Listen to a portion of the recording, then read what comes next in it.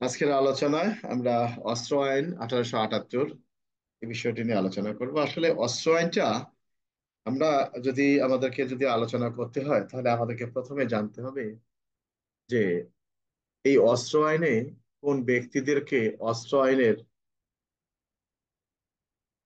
বিষয় থেকে অব্যাহতি দেওয়া হয়েছে, বিশেষ করে অস্ত্র আইনের অপরাধ থেকে অব্যাহতি দেওয়া হয়েছে। আসলে যে বিষয়টা হলো সেটি হলো যে অস্ত্র আইনে এমন কিছু বিষয় আছে যে বিষয়টা শুধুমাত্র সরকারি কর্মচারী বা আইন শৃঙ্খলা রক্ষার কাজে যারা নিয়োজিত তাদের জন্য এটা ব্যবহার হয়ে থাকে।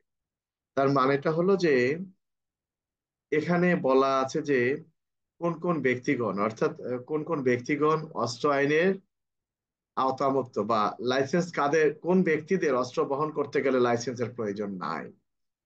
তো অস্ত্র আইনের একের কতে বলা আছে, অস্ত্রশস্ত্র, গোলাবারুদ অথবা সমুদ্রগামী জাহাজে অবস্থিত সামরিক সাজ সরঞ্জাম, উহার সাধারণ সাজসম্ভার অথবা যন্ত্রপাতি অন্তর্ভুক্ত, অথবা সরকারি আদেশ বলে কোনো সরকারি কর্মচারীর হিসাবে কর্তব্যরত কোনো সরকারি কর্মচারীর আদেশ বলে অস্ত্রশস্ত্র নির্মাণ, পরিবর্তন, রূপান্তর, আমদানি, রপ্তানি, পরিবহন ইত্যাদির কারণে কোনো লাইসেন্স লাগবে না।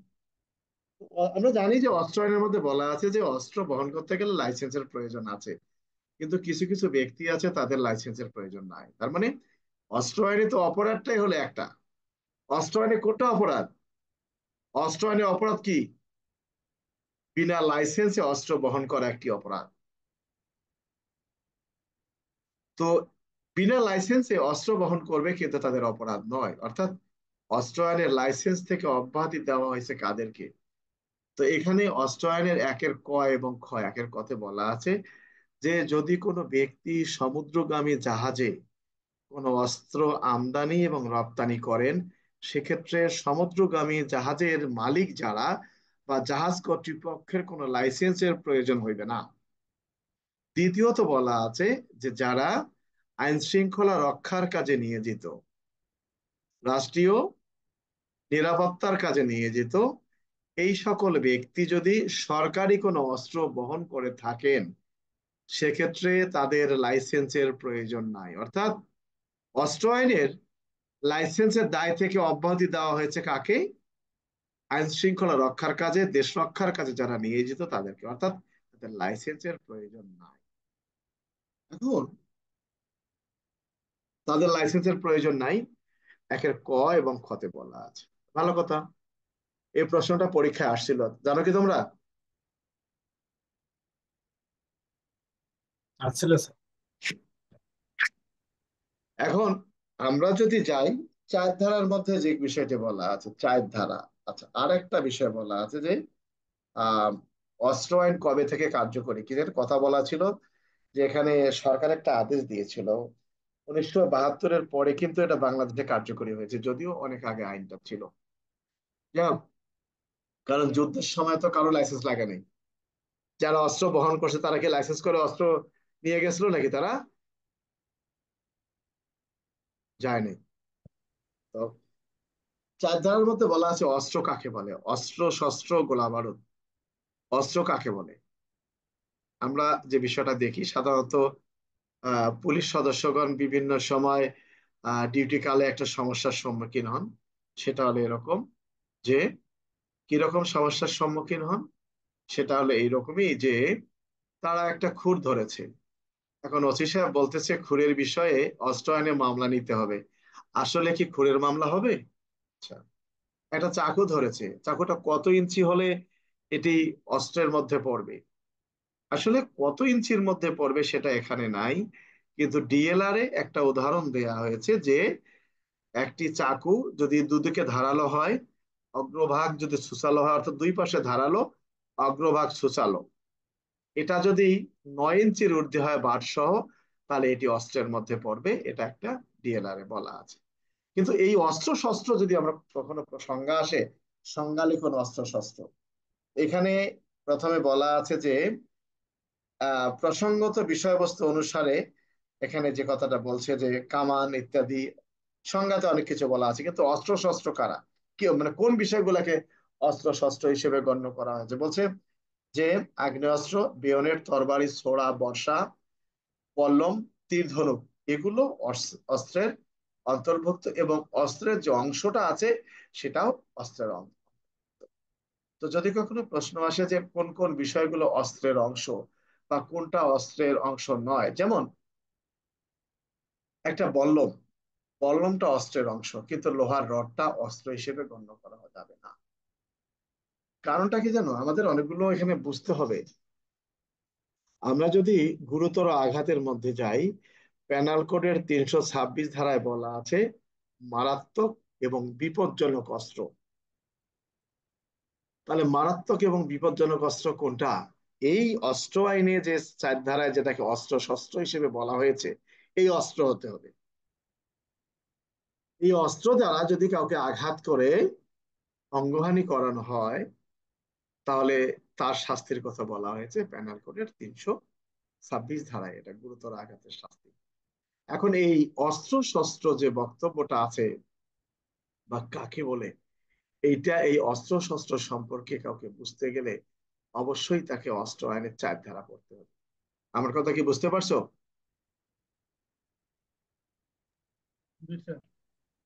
আজকের প্রশ্নের মধ্যে 1 ধারাটা আমাদের জন্য গুরুত্বপূর্ণ, 4 ধারাটা এমসিকিউর জন্য এবং সংজ্ঞার জন্য গুরুত্বপূর্ণ, যে অস্ত্র শস্ত্র বলতে কি বুঝেন বা কোন বিষয়টি অস্ত্রের অন্তর্ভুক্ত।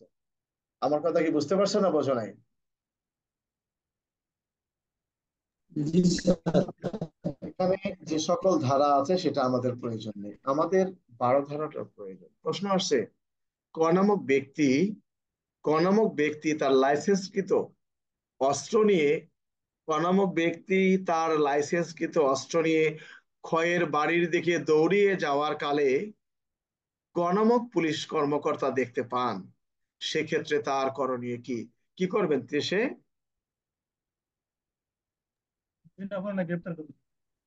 অস্ত্র মানে 12 ধারা আমার কথা শোনা যায় না তাকে জসিম। গ্রেপ্তার করবো স্যার, গ্রেপ্তার করে তার অস্ত্রটা নিয়ে হেফাজতে নেবো স্যার। জসিম, নিয়ে তোমার যদি কোনো দেখি কথা শোনা যায় না। আমি আবারও বলছি, কি করবে আইনুল এখানে? স্যার উক্ত পুলিশ অফিসার কাজ হয়ে তাকে বিনা পরোয়ানায় গ্রেপ্তার করে এবং তাকে অস্ত্র মুক্ত করা স্যার। মানে কথাটা এখানে বলা আছে যে যে ব্যক্তি, যে ব্যক্তি লাইসেন্স থাক বা না থাক কোনো অস্ত্র শস্ত্র নিয়ে সন্দেহজনকভাবে ঘোরাফেরা করবেন, তাকে একজন পুলিশ অফিসার বিনা পরোয়ানায় গ্রেপ্তার করতে পারবেন এবং তার অস্ত্রটা কাড়িয়া লইতে পারবেন। আমার কথা কি বুঝতে পারছো না বোঝো নাই?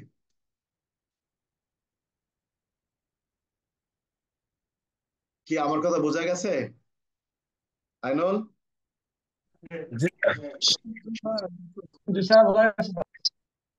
বুঝলাম না, কি হয়েছে আরিফ? স্যার বোঝা গেছে স্যার, বুঝতে পারছি।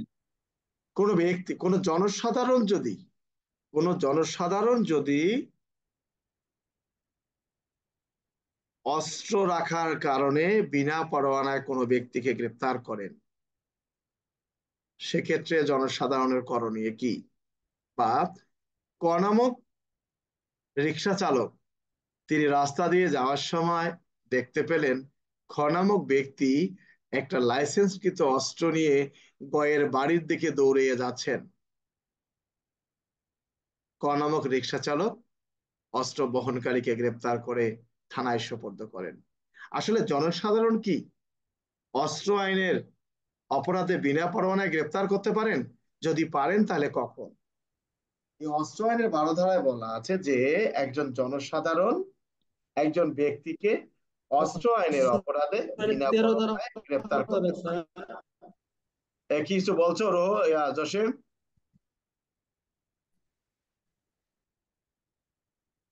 বড় বিপদে আছি। অস্ত্র আইনের 12 ধারার নেটের মধ্যে সমস্যা তো বলেছে স্যার। যে একজন জনসাধারণ একজন ব্যক্তিকে অস্ত্র আইনের অপরাধে বিনা পরোয়ানায় গ্রেপ্তার করতে পারেন। এখন যদি প্রশ্ন আসে যে অস্ত্র আইনের অপরাধে কোন জনসাধারণ অপর কোন জনসাধারণকে গ্রেপ্তার করলে তার করণীয় কি?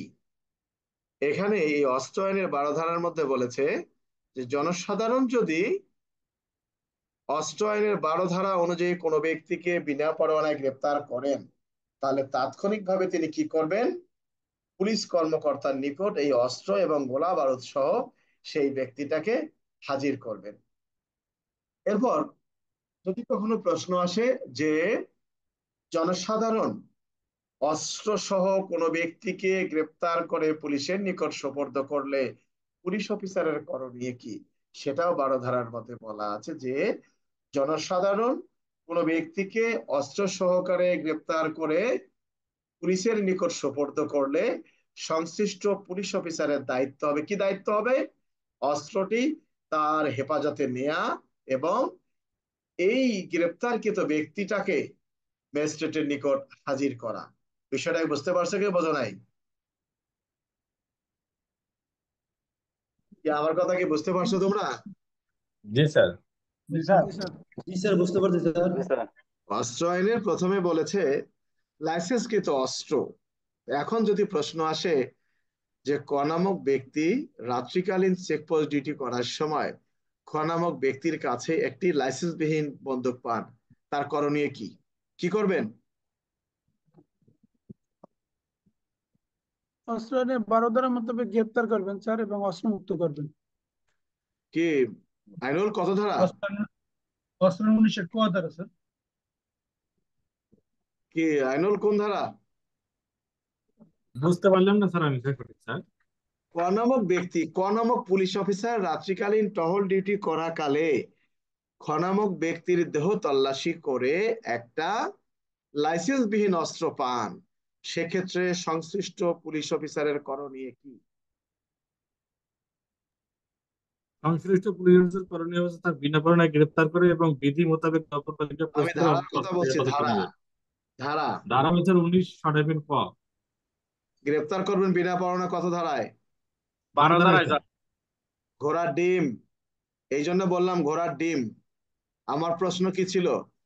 একজন পুলিশ অফিসার টহল ডিউটি করাকালে একজন ব্যক্তির দেহ তল্লাশি করে একটা পিস্তল পেয়েছেন, সেই লোকটা পিস্তলের কোনো লাইসেন্স দেখাতে পারে নাই, সেক্ষেত্রে হবে অস্ত্র আইনের 13 ধারা। 12 ধারা পাইলে কোথায়? প্রশ্নে কি বলা আছে সন্দেহজনক ভাবে ঘোরাফেরা করাকালে, অস্ত্র নিয়ে সন্দেহজনক ভাবে ঘোরাফেরা করাকালে?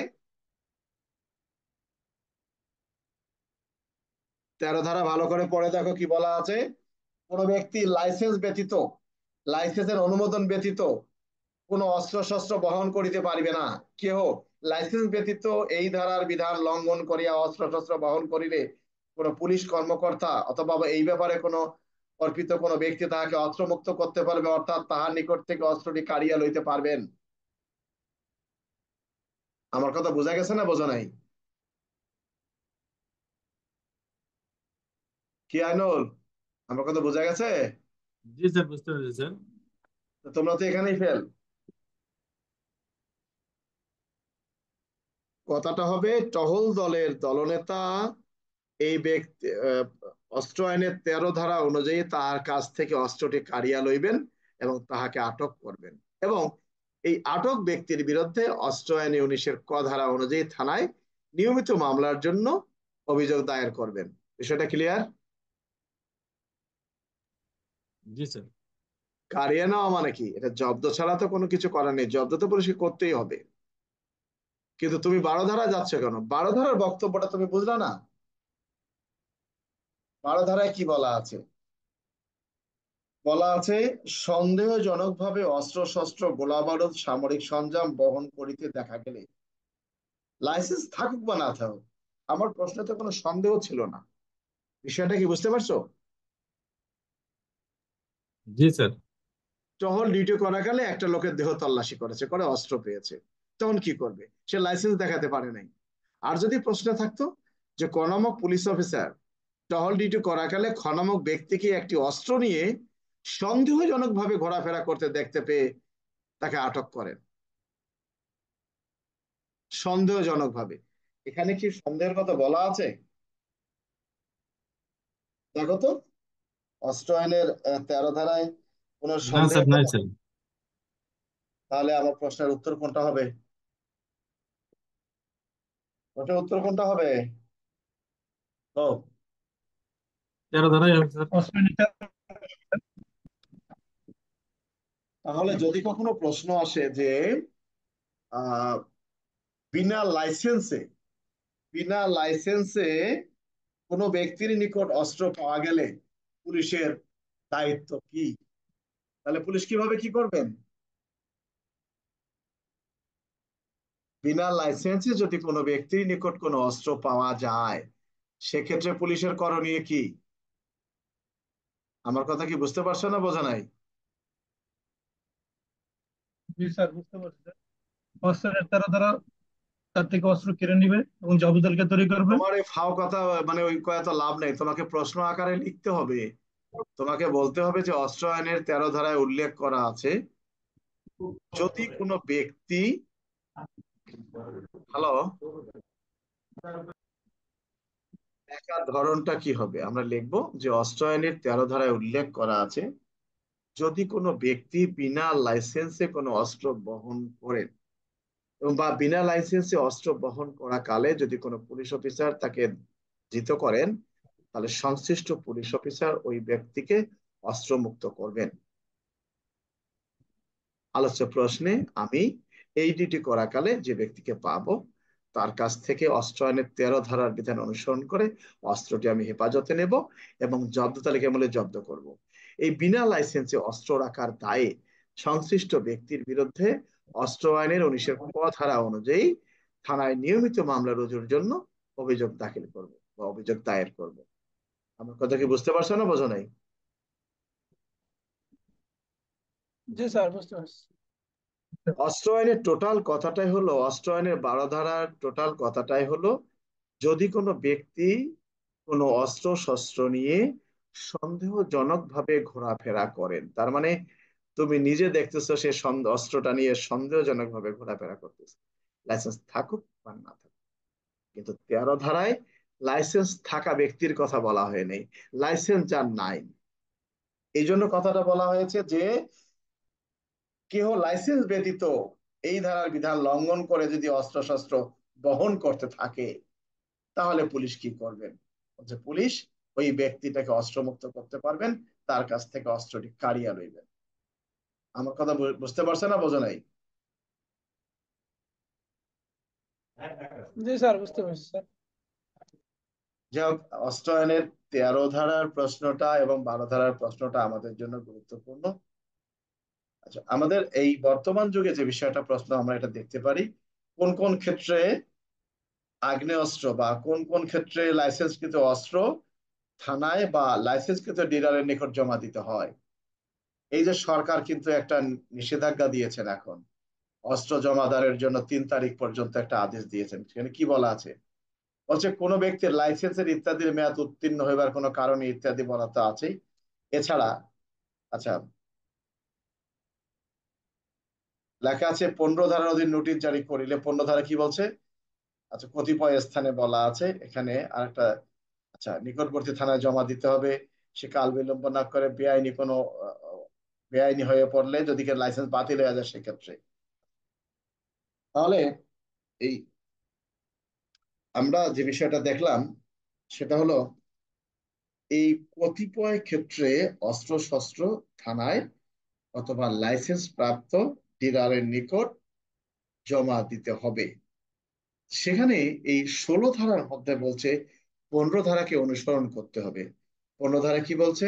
সরকারি গেজেট প্রকাশিত বিজ্ঞপ্তির মারফত সরকার যে কোনো বিশেষ অঞ্চল বা এলাকায় এই ধারার প্রয়োগ সম্প্রসারিত করিতে পারিবেন, যাহার ফলে লাইসেন্স ব্যতীত এবং লাইসেন্স অনুমোদিত পরিমাণ পদ্ধতি ব্যতীত কোন ব্যক্তি যে কোনো প্রকার অস্ত্রশস্ত্র স্বীয় দখলে বা নিয়ন্ত্রণে রাখিতে পারিবেন না।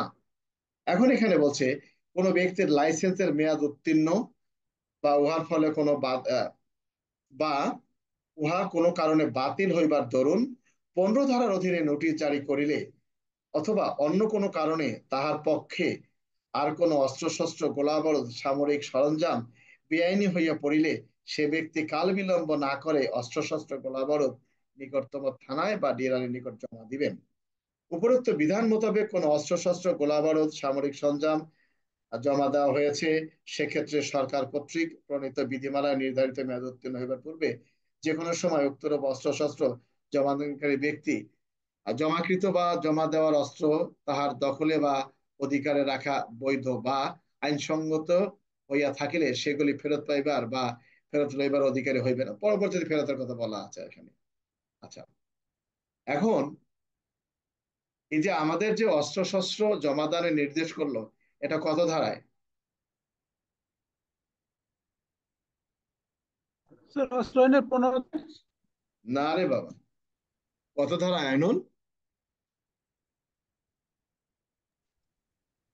জমাদারের নির্দেশ 16-1। হ্যাঁ, 16-1 ধারা স্যার। আচ্ছা, 16-1 ধারা। ভালো কথা। একটা আর প্রশ্ন আসছে। নির্দেশ হ্যাঁ যদি হ্যাঁ অমান্য করে স্যার, নির্দেশ যদি অমান্য করে স্যার, হ্যাঁ, তাহলে 19-এর ঝ ধারা মতো শাস্তি হবে স্যার।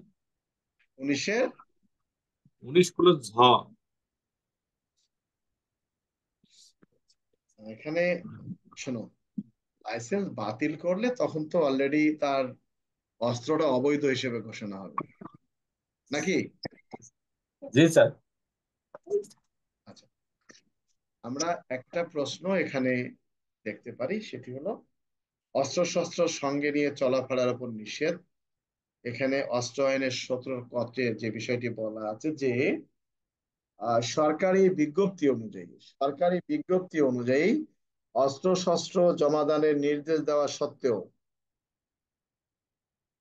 অস্ত্রশস্ত্র জমাদানের নির্দেশ দেওয়া সত্ত্বেও ক নামক ব্যক্তি তার লাইসেন্সকৃত অস্ত্র নিয়ে নির্বাচন কেন্দ্রের বাইরে অবস্থান করেন। অর্থাৎ আইন অনুযায়ী অস্ত্র জমাদানের নির্দেশ দেওয়া হয়েছে, কিন্তু সে জমা না দিয়ে এই অস্ত্রটা কি করেছেন? দুঃখিত, জমা না, অর্থাৎ প্রশ্নটা হলো যে নির্বাচনকালীন সময়ে অস্ত্র শস্ত্র নিয়ে চলাফেরার উপর নিষেধাজ্ঞা দেওয়া সত্ত্বেও ক নামক ব্যক্তি তার লাইসেন্সকৃত অস্ত্রটি নিয়ে নির্বাচন কেন্দ্রের বাইরে অবস্থান করে। আমার কথা কি বুঝতে পারছো? জি স্যার, বুঝতে পারছি স্যার। এই ধরনের ঘটনায় সংশ্লিষ্ট পুলিশ অফিসারের করণীয় কি? পুলিশ কি ব্যবস্থা গ্রহণ করতে পারবেন আইনুল?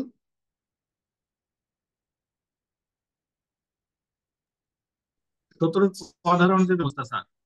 তো ব্যক্তিকে ওই ব্যক্তিটার লাইসেন্স বাতিলের জন্য সংশ্লিষ্ট কর্তৃপক্ষ বরাবর আবেদন করতে পারে। প্রথম হলো তার অস্ত্র মুক্ত করতে পারবেন, দ্বিতীয়ত তার লাইসেন্স বাতিলের জন্য সংশ্লিষ্ট জেলা ম্যাজিস্ট্রেট বরাবর আবেদন করতে পারবেন। এই তো, নাকি আর কিছু আছে? না স্যার।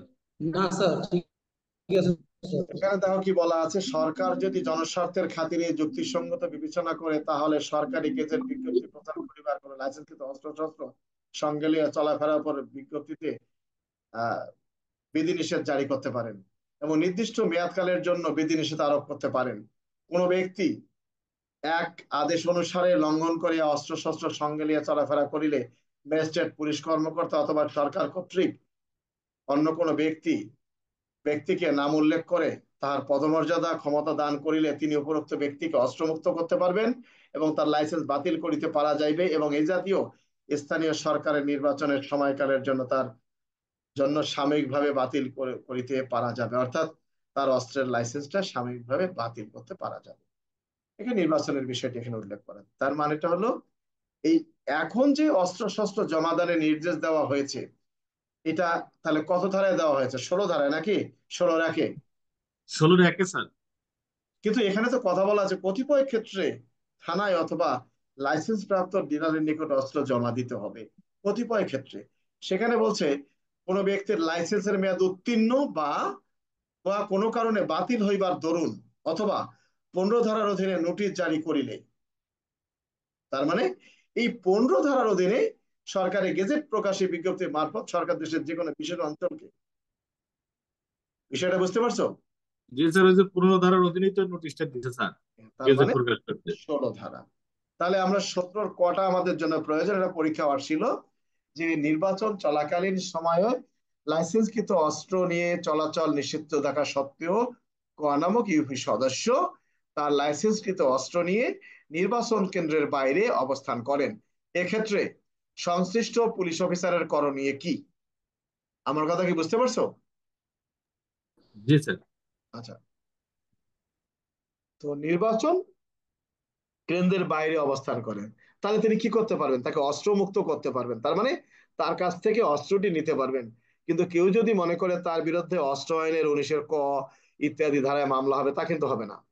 প্রশ্নটা হলো তাকে অস্ত্রমুক্ত করতে হবে, তার মানে অর্থাৎ তার কাছ থেকে অস্ত্র নিতে হবে। তাহলে অস্ত্র নিলে আপনি কি করবেন? আপনি কি সিজ না করে অস্ত্রটা নিতে পারবেন? আপনাকে জব্দ দেখাতে হবে। এই জন্য যে কথাটা হবে যে উল্লেখ করা আছে যে যদি কোনো ব্যক্তি নির্বাচন চলাকালীন সময়ে অস্ত্র বহন নিষিদ্ধ জারি করা সত্ত্বেও অস্ত্র নিয়ে চলাফেরা করে, সেক্ষেত্রে একজন পুলিশ অফিসার তার কাছ থেকে এই অস্ত্র আইনের 17 ক ধারা অনুযায়ী অস্ত্রটি তাকে অস্ত্রমুক্ত করতে পারবেন এবং অস্ত্রখানা জব্দ তালিকা আমলে জব্দ করে হেফাজতে নিতে পারবেন। তাকেও কিন্তু তুমি গ্রেপ্তার করতে পারবা না।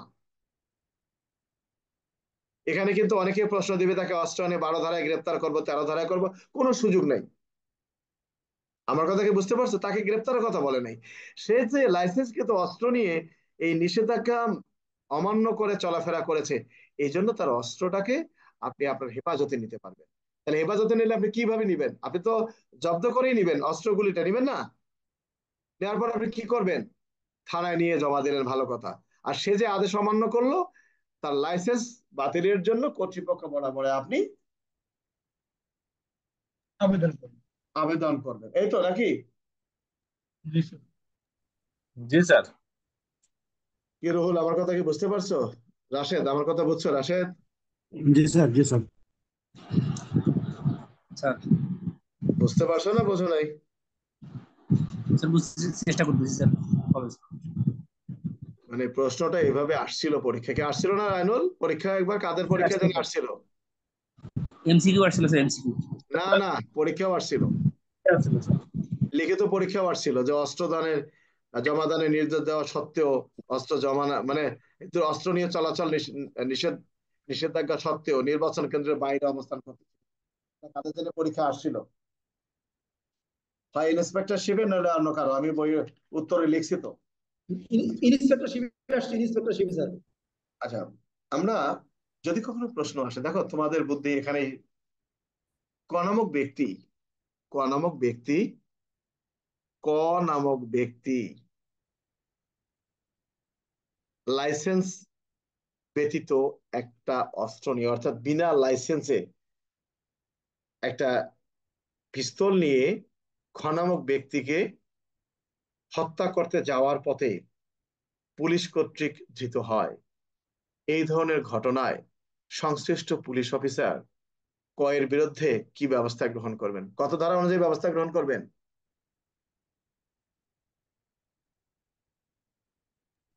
আমার কথা স্যার কি? 13 আর 19-এর আরে কথা। কি 13 বাবা, 13 নেই,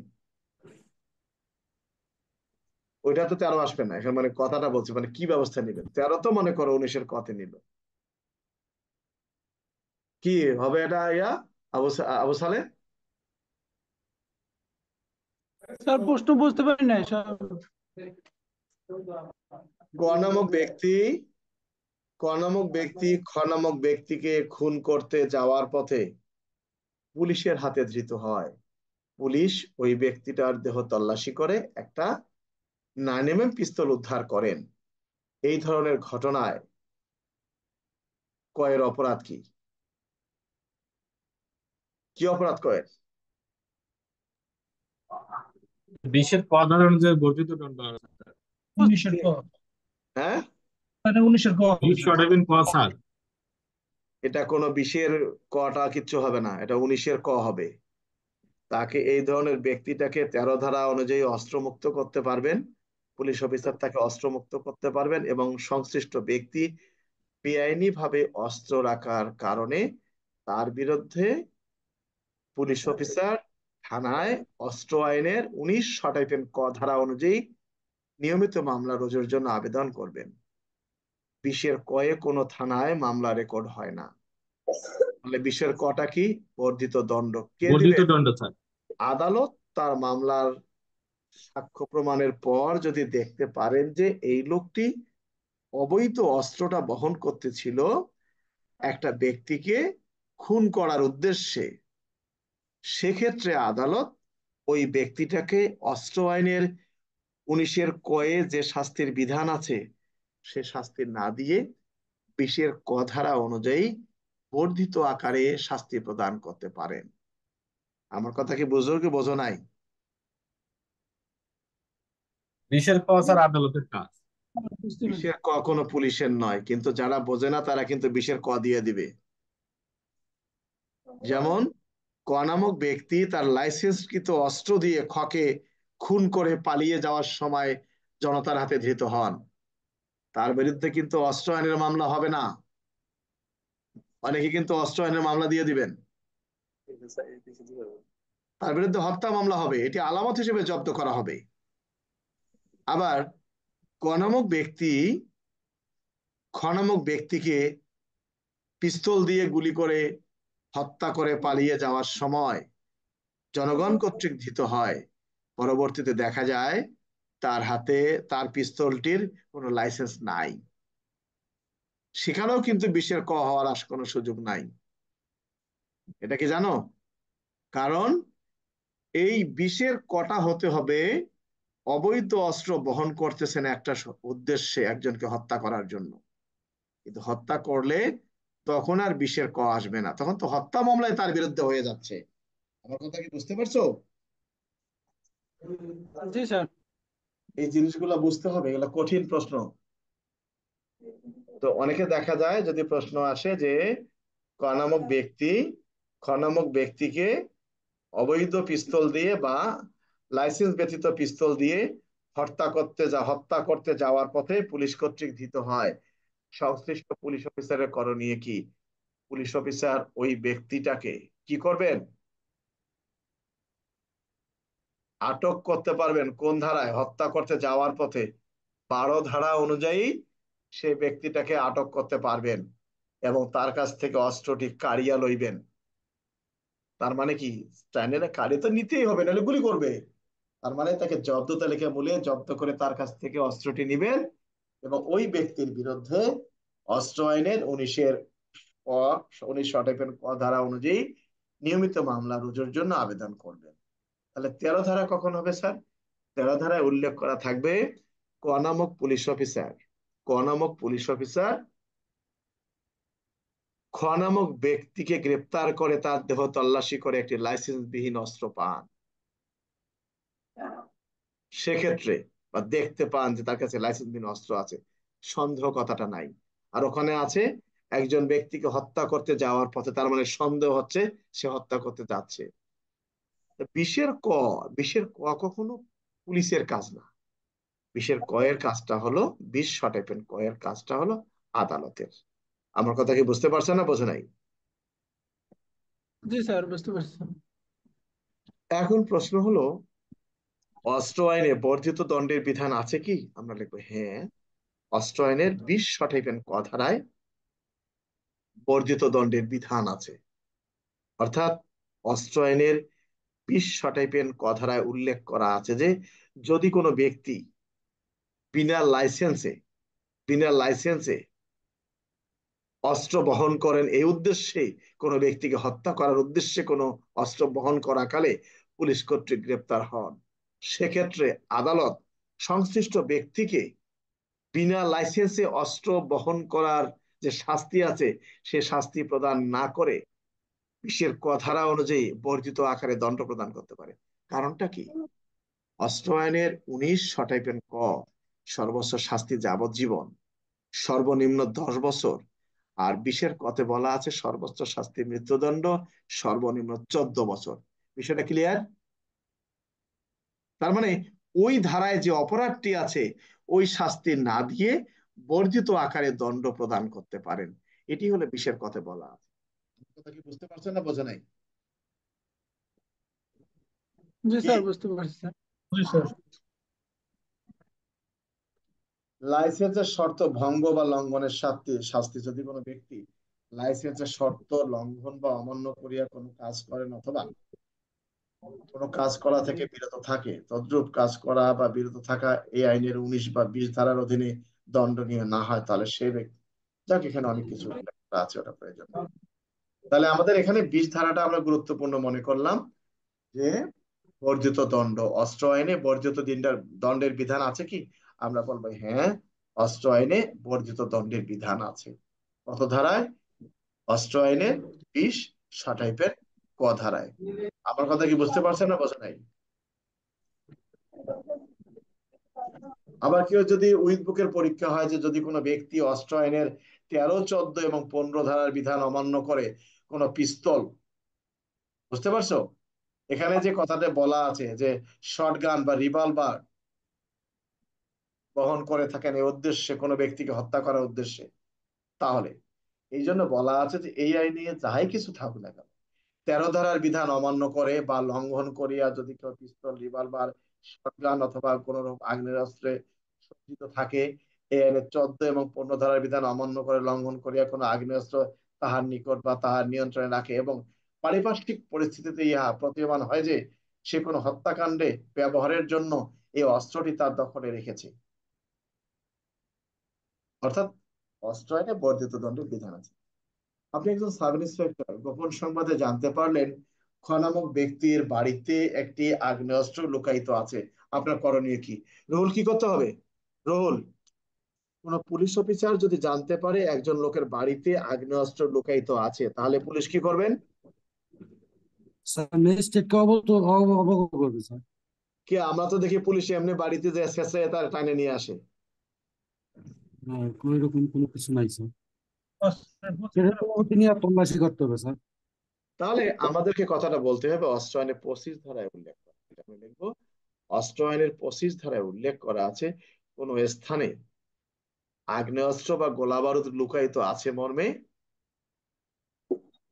ম্যাজিস্ট্রেটকে অবহিত করা হলে ম্যাজিস্ট্রেট এই অস্ত্র আইনের 25 ধারা অনুযায়ী তল্লাশি পরোয়ানা ইস্যু করতে পারবে, এবং এই তল্লাশি পরোয়ানা ইস্যু করার পর এই অস্ত্রটি উদ্ধারের লক্ষ্যে পুলিশ অভিযান পরিচালনা করতে পারবে। অন্যথায় কি পারবেন?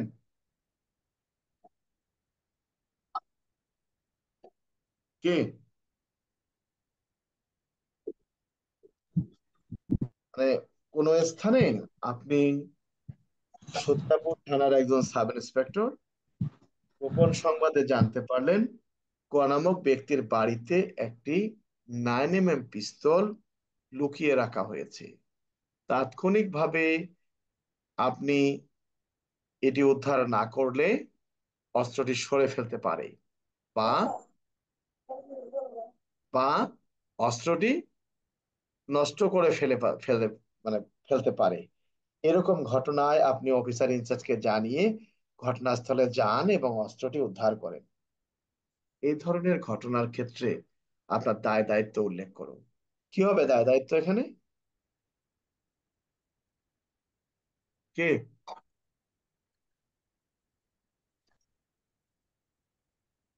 দায় দায়িত্বটা কি হবে?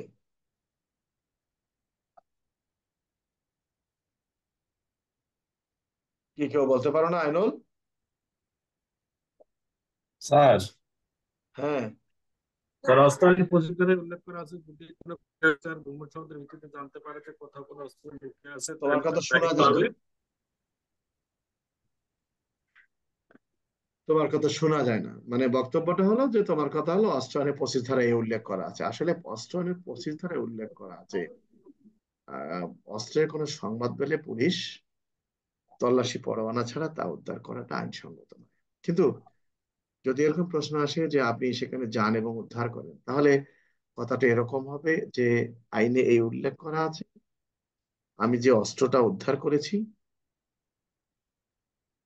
উদ্ধার কাজটি অবৈধ হলেও তার নিকট থেকে যে লাইসেন্সবিহীন অস্ত্রটি পাওয়া গেছে, এই বিনা লাইসেন্সে অস্ত্র রাখার দায়ে তার বিরুদ্ধে এই ধারা অনুযায়ী ব্যবস্থা নেবে। কারণ আপনি তো অস্ত্র পাওয়ার পরে ফেলে দিয়ে আসতে পারবেন না, পারবেন? নিয়ে আসতে হবে। তাহলে আপনার তল্লাশিটা অবৈধ হলেও তার কাছ থেকে যে আপনি অস্ত্রটা পেয়েছেন, এটা তো এই এই কাজটা তো বৈধ। জি স্যার, ওই কাজটা বৈধ স্যার। জব্দ তালিকা হেফাজতে নেওয়াটা বৈধ। সে এটার জন্য আদালতে গিয়ে বেনিফিট পাক, আদালতে সে মামলার সুযোগ পাক যে আপনি বিনা লাইসেন্সে, দুঃখিত, বিনা তল্লাশি পরোয়ানায় অস্ত্রের জন্য তল্লাশি করেছেন। কিন্তু আমার তল্লাশিটা অবৈধ হতে পারে, উদ্ধারের অংশটা কিন্তু আবার অবৈধ। কাজটি বৈধ আর কি।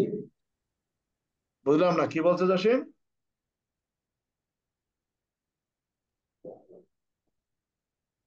কাজটি স্যার বৈধ, কিন্তু তল্লাশি করা না থাকার কারণে কাজটি আইনগতভাবে বৈধ না। না, এটা সে তল্লাশি করেনি, সেটা তার অজ্ঞতা। যেমন একটা প্রশ্ন আসছে যে অনামক পুলিশ অফিসার, রাত্রিকালীন টহল ডিউটি করাকালে খ নামক ব্যক্তিকে গ্রেপ্তার করে তার কাছ থেকে একটি রিভলভার উদ্ধার করেন।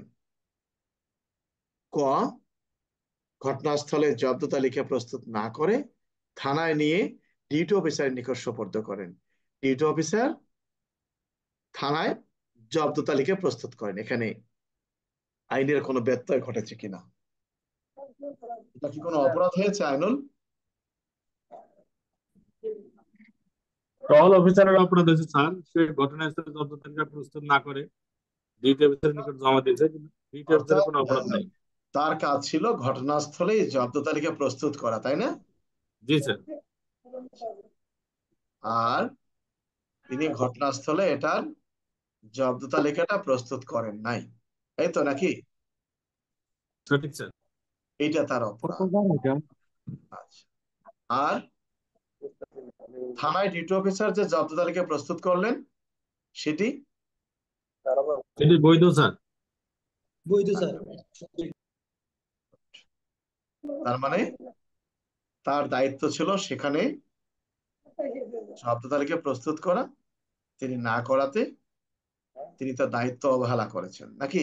না অযোগ্যতার পরিচয় দিয়েছেন, এই তো নাকি? জি স্যার। তার বিরুদ্ধে ডিপার্টমেন্ট নেওয়া যাবে। যা,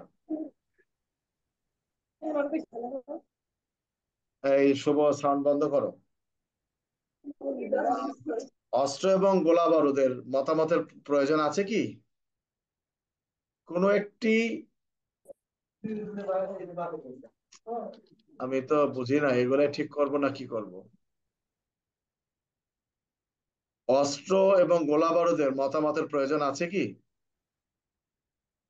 না স্যার, 30-7 ক ধারা মোতাবেক অস্ত্র এবং গোলাবারুদ বিশেষজ্ঞ মতামত নিষ্প্রয়োজন। কিন্তু যদি প্রয়োজন মনে করেন তাহলে প্রয়োজন মনে করলে আছে স্যার। এখানে স্পষ্ট বলে দেওয়া আছে 30-এর কথে যে অস্ত্র এবং গোলা বারুদ সম্পর্কে বিশেষজ্ঞের মতামতের প্রয়োজন নাই। তবে আদালত যদি মনে করেন সেটি পরীক্ষা নিরীক্ষা করা প্রয়োজন, তাহলে ইহা পরীক্ষা নিরীক্ষা করিলে কোনো অপরাধ হইবে না, বা পরীক্ষা নিরীক্ষা করা যাইতে পারে। অর্থাৎ বলা আছে এই আইনের অধীন কোনো বিচারের ক্ষেত্রে কোনো দ্রব্য যথার্থই সেটা অস্ত্র কিনা গোলাবারুদ কিনা তা পরীক্ষার ব্যাপারে অস্ত্র বা গোলাবারুদ বিশেষজ্ঞের মতামতের প্রয়োজন নাই। তবে সেটি যদি প্রয়োজন দেখা দেয় অপরাধের সংশ্লিষ্ট, তাহলে তা পরীক্ষা নিরীক্ষা করার প্রয়োজন আছে বা পরীক্ষা নিরীক্ষা করা যাবে। এটাই তো নাকি? জি স্যার। আচ্ছা, অস্ত্র আইনের মধ্যে আর একটা বিষয় বলা আছে, অস্ত্র আইনের 30-এর খ, 30-এর খতে কি বলা আছে? তদন্তের সময়সীমা, তাই না? জি আচ্ছা, স্যার। সেখানে একটা বক্তব্য বলা আছে যে 30-এর এখানে 6-এ যে কথাটি বলা আছে, 30-এর 6-এ, যে তদন্তকারী কর্মকর্তা যথাসময়ে যদি তদন্ত করতে ব্যর্থ হন, অর্থাৎ অস্ত্র আইনে তদন্তকারী কর্মকর্তার ত্রুটির কারণে শাস্তির বিধান আছে কি, বা কোনো তদন্তকারী কর্মকর্তা যদি যথাসময়ে তদন্ত সমাপ্ত করতে না পারেন সেক্ষেত্রে তার শাস্তির বিধান আছে কি? এটা কত ধারা? 30/6 হ্যাঁ, 30/6। 30/6। আচ্ছা, ভালো কথা। অস্ত্র আইনের অপরাধ তদন্তকালে যদি অন্য কোনো অপরাধ প্রমাণিত হয় সেক্ষেত্রে করণীয় কি? এটা কত ধারা?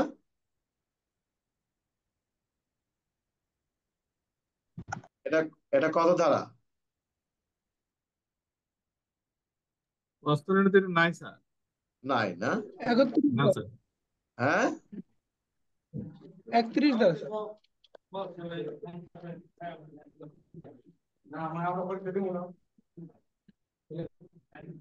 এখানে নাই, তাই না?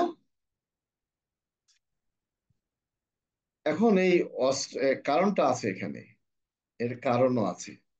এখানে যে কথাটি বলা আছে যে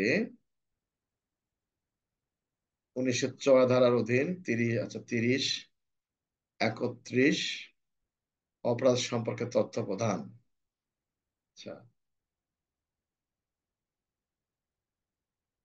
এটা এরকম একটা ছিল। আচ্ছা,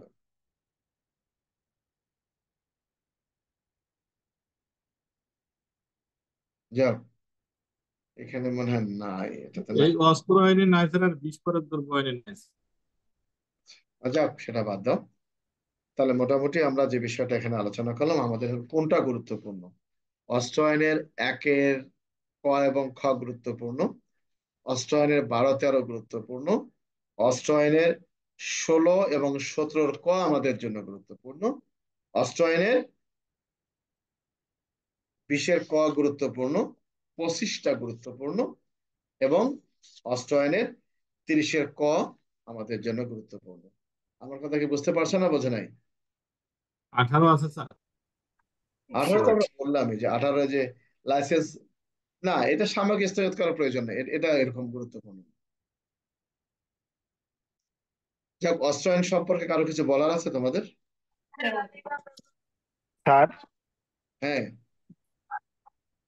স্থানে যদি আইন শৃঙ্খলা অবনতি ঘটতে পারে, বিপজ্জনক কোনো কার্য ঘটতে পারে, সেক্ষেত্রে কি অস্ত্র যদি লুকায়িত থাকে বা অস্ত্রের দ্বারা কোনো কর্মকাণ্ড পরিচালনা হওয়ার সম্ভাবনা থাকে, সেক্ষেত্রে অস্ত্রের আহ, মানে লাইস মানে তল্লাশি পরোয়ানার জন্য আবেদন করতে হবে, এমনি তল্লাশি আর করতে যদি করা প্রশ্ন যাবে? আসে যে কোনো স্থানে আগ্নেয়াস্ত্র লুকায়িত আছে, তাহলে তল্লাশি পরোয়ানা লাগবে। কিন্তু যদি প্রশ্ন আসে যে আপনি একজন পুলিশ অফিসার, আপনি জানতে পারলেন কয়েকজন সন্ত্রাসী অমুকের বাড়িতে আগ্নেয়াস্ত্র সহ অবস্থান করতেছে কয়েকজন সন্ত্রাসী, আপনি সন্ত্রাসীকে গ্রেপ্তার করার জন্য যেতে পারবেন, কিন্তু অস্ত্রের কথা উল্লেখ থাকলে আপনি যেতে পারবেন না বিনা পরোয়ানা। এই জন্য তো পুলিশ দেখায় যে জানতে পারে যে অমুক ব্যক্তি অমুকের বাড়িতে আগ্নেয়াস্ত্র সহ অবস্থান করতেছে, আমি উক্ত সংবাদের সত্যতা যাচাই করিবার জন্য সেখানে যাই এবং গিয়ে তাকে সন্দেহজনকভাবে ঘোরাফেরা করা অবস্থায় তাকে দেখতে পাই। পরবর্তীতে তাকে আটক করার পর তার দেহ তল্লাশি করলে শরীরের নিকটে পাই। বিষয়টা ক্লিয়ার, বোঝা গেছে রুহুল? স্যার এখন যে অভিযানটা হইতেছে এটা আইনের কি ব্যাখ্যা স্যার?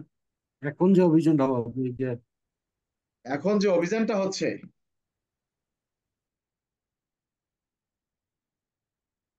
এ তো সরকার প্রজ্ঞাপন দ্বারা যে কোনো মুহূর্তে যৌথ আহ, তল্লাশি করতে পারেন। অস্ত্র অস্ত্র উদ্ধারের তল্লাশি তো না, এখানে যৌথ অভিযান করতেছেন সন্ত্রাসীকে গ্রেপ্তারের জন্য, সেখানে অস্ত্র পাইলে অস্ত্র পাবে।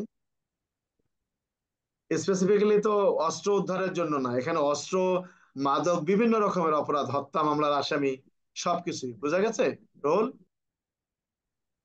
জি স্যার। স্যার আমার একটা ছোট্ট প্রশ্ন স্যার, আমরা যে মামলার মুলতবি রেখে যে স্যার চার্জশিট দেই, এইটা তদন্তকারী কর্মকর্তার বৈধতা কি স্যার? এই কাজের বৈধতা কি স্যার? মুলতবি রেখে কখনোই অভিযোগপত্র দাখিল করা যাবে না। আপনি ইয়েস মুলতবি রেখে, ইনকোয়ারি স্লিপ মুলতবি রেখে চার্জশিট দিলেন, পরবর্তীতে আসলো এই নামে কোনো লোক এই ঠিকানায় বসবাস করেন না, তাহলে আপনি কি করবেন?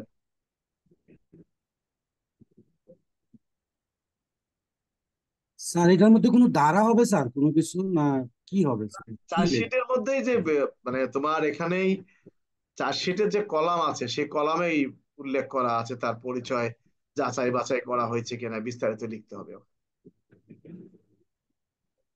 স্যার আমরা এরকম লিখি যে তার বিরুদ্ধে প্রেরিত এর তথ্য এখনো পাওয়া যায় নাই, পাওয়া গেলে বিজ্ঞ আদালতে প্রেরণ করা হবে, এরকমও লিখি স্যার।